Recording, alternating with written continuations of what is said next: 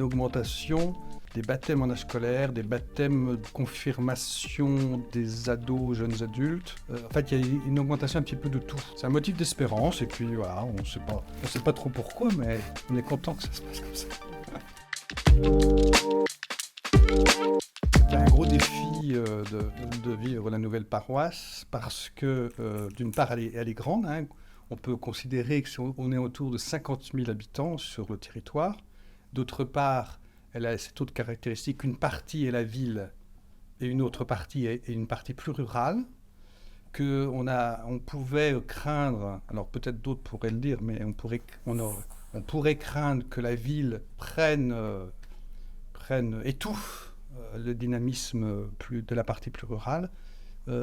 Et ce qu'on essaie de faire, si on peut résumer comme ça, c'est on essaie de faire l'inverse, c'est-à-dire que la ville soit au contraire un lieu un trampoline pour que la partie plus rurale se dynamise plus facilement, en proposant des nouvelles activités sur la partie plus rurale. Donc la paroisse est composée en 3 grands pôles: la pôle La Roche, la ville, et puis ensuite pôle La Chaise, et puis qui correspond à l'ancienne paroisse, et puis pôle Saint-Florent, qui correspond aussi à l'ancienne paroisse. Ça fait 1 an, et avec des changements importants, en particulier au niveau l'arrivée de nouveaux prêtres sur la paroisse, des prêtres qui viennent d'Afrique, des prêtres missionnaires, donc certains étudiants, 3 étudiants, et un prêtre fidéinonome, Père Wilfried, qui est ici, qui lui est à plein temps. On a des jeunes, des enfants qui ont une soif et qui n'ont pas été énormément nourris. Donc nous, c'est un vrai défi pour nous. Donc forcément, la catéchèse n'est pas la même en ville, à La Roche, et chez nous. Mais ce qui est intéressant, c'est qu'on a la chance d'avoir des séminaristes qui viennent de temps en temps. Nous, entre autres, sur l'école, et c'est une vraie chance.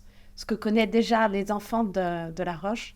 Et je trouve que ce qui est intéressant aussi, c'est que cette année, on a les professions de foi qui vont se préparer chez nous, à la campagne. Donc des enfants de la ville et de la campagne. Et ça, je trouve que c'est chouette, c'est plutôt encourageant. Et on se rend compte qu'aussi en ville, il y a finalement des familles qui sont aussi un petit peu loin de l'église et qu'on touche peut-être davantage, nous, sur notre façon de transmettre la foi. Et de façon globale sur la paroisse, on a une augmentation des baptêmes en âge scolaire, des baptêmes confirmation des ados, jeunes adultes, des catéchumènes. En fait, il y a une augmentation un petit peu de tout. Ça, c'est un motif d'espérance. C'est un motif d'espérance, et puis voilà, on sait pas trop pourquoi, mais on est content que ça se passe comme ça. Effectivement, nous, on le constate sur notre paroisse, on a été bousculés avec les changements de nouvelles paroisses, l'accueil d'un prêtre, d'un nouveau prêtre étranger, et on se rend compte qu'on est beaucoup plus accueillant maintenant, et on a cette chance-là, cette grâce-là d'avoir 3 catéchumènes qui se sont présentés à la rentrée, et c'est chouette. C'est un chemin intégral de nouvelle évangélisation. Comme tout ce qu'on aime, c'est un petit surnom, donc c'est pour ça qu'on l'appelle souvent le parcours ciné, sachant qu'il n'y a aucun film qui est diffusé pendant ce parcours. Alors la base, c'est 8 rencontres en hiver, là, pour se motiver quand il fait noir dehors, et entretenir sa foi. On a 8 rencontres tous ensemble, où il y a une progression dans les rencontres sur les thèmes qui sont abordés. Les thèmes qui sont abordés ont une progression, et en fait nous prépare à une très belle retraite qui aura lieu en février, où on revit les sacrements de l'initiation, et à la fois le parcours et la retraite seront assez boostants, nous renouvellent dans la foi. Alors, ce que j'ai apprécié beaucoup dans les rencontres hebdomadaires, c'est qu'on rentre dans une régularité et on découvre certains temps de prière, parce qu'il y a à la fois de la louange, on passe un grand temps avec la parole de Dieu, il Il y a aussi un échange fraternel où on découvre l'action de Dieu dans la vie de chacun. Ça, c'est toujours éblouissant parce que, en fait, on découvre aussi les autres personnes de la paroisse qu'on croise comme ça. On découvre qu'en fait, ils ont vécu tel bouleversement, qu'ils vivent telle difficulté. Mais à chaque fois, il y a... Et puis, qui ont reçu telle grâce. Et à chaque fois, il y a l'action de Dieu. Et ça, c'est vrai que pour entretenir... pour s'éloigner un peu plus du doute, c'est toujours précieux. Puis ça redonne de l'élan, ça, et le rayon de soleil de l'hiver, quoi. L'intercession, tous ensemble, on propose une intention de prière. Ça, c'est aussi un moment de cohésion qui est précieux. Il y a un petit aspect de formation aussi. Et il y a une catéchèse, effectivement. Merci. Il y a une catéchèse, donc il y a un apport aussi. C'est monsieur le curé qui est là à chaque fois, si c'est possible. Quand c'est possible. Au terme du parcours ciné, on peut rentrer dans des communautés, on peut se former des communautés. Actuellement, il y a à peu près 70 personnes dans les communautés, au bout de 2 ans. Et on propose donc aux catéchumènes d'intégrer aussi ce parcours pour que... ils ne fassent pas simplement le cheminement de préparation baptême ou de la confirmation, et puis qu'une fois qu'ils sont confirmés et baptisés, après on les laisse tout seuls. Il faut qu'ils viennent à la messe ce dimanche, mais sinon on ne les oublie pas, mais on est moins présent. Mais au contraire, qu'ils s'intègrent carrément des communautés, et que ça c'est une réalité sur une grande paroisse, c'est qu'il y a les pôles, mais ça ne suffit pas. Ça ne suffit pas de se retrouver chaque dimanche. Alors culturellement, certains s'y adaptent très bien, c'est pas un problème, mais ceux qui sont en chemin, qui redécouvrent la foi, où ils ont besoin de plus, et même tout le monde en a besoin de plus. Et en fait, les communautés ciné sont là pour assurer cette vie fraternelle au quotidien, en dehors de l'aspect cultuel, dominical, des grandes liturgies. On sent le bien de cela, de former des petites communautés un peu partout sur le territoire paroissial. Toute une journée de pardon, de réconciliation, pour pouvoir entrer en relation avec ce Dieu-là qui est amour, c'est ce qu'il faut retenir. Et je pense que c'est ce que le curé a voulu impulser à cette paroisse-là. Savoir se reconnaître petit devant ce Dieu qui est tout grand, qui nous donne tout. Ben, il faut rentrer en relation avec lui. Et je crois que c'est parti du Christ qui doit être mis au centre. Comme le Père Dominique l'a dit, une paroisse, c'est le Christ qui est au centre. Voilà. Je crois que c'est une bonne chose, ça permet à tout le monde de rentrer en relation avec Dieu, de rentrer en relation avec les uns et les autres. C'est une bonne expérience, on partageait ça avec le Père Dominique et les autres confrères, de savoir que les personnes encore participent au sacrement de la réconciliation, de la pénitence, pardon. Moi je dirais de l'amour infini de Dieu. Ouais. J'avoue que le sacrement de la réconciliation, c'est quelque chose aussi qui s'est imposé à la communauté. Quand j'avais lu un bouquin où il y a un prêtre qui faisait des permanences, je me suis dit, est-ce que c'est jouable ? J'en ai parlé aux prêtres de l'époque, ils m'ont dit, bon, on peut essayer. Et en fait, on a été surpris du succès.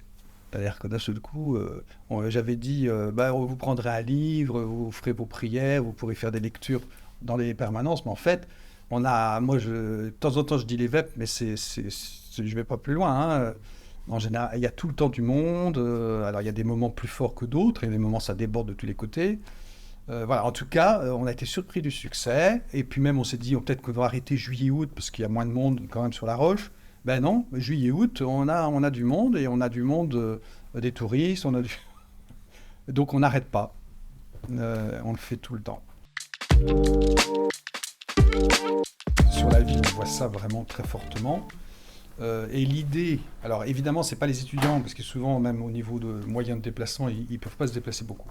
Mais de fait, l'idée, c'est que ce qui se vit un peu en centre-ville puisse un peu irradier sur les deux pôles, Saint-Florent-la-Chaise. C'est un peu ce qui s'est passé. Alors, peut-être Saint-Florent un peu moins, je ne sais pas trop. Maintenant, je n'ai pas vu les évolutions récentes. Mais la Chaise, c'était très net l'année dernière. C'est-à-dire que d'un seul coup, on a vu des jeunes familles qui sont mis sur la Chaise, qui avant allaient plutôt sur Saint-Louis, et ont commencé à être présentes régulièrement et à étoffer la communauté, à la rajeunir aussi. Les servants d'hôtel, il y a des servants d'hôtel dans tous les pôles. Moi, je demande que les messes soient belles, soient comme des messes de paroisse, comme le lieu de culte principal d'une paroisse, c'est-à-dire des messes bien célébrées, solennelles,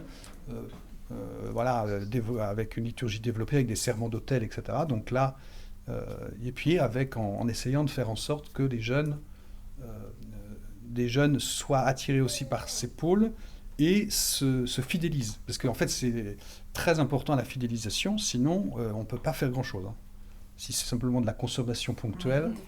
Je voudrais dire que depuis qu'on a tous les dimanches la messe dans la même église à la même heure, on a vu plein de petits garçons venir se proposer comme servants d'hôtel, alors que ça faisait des années que c'était quand même difficile.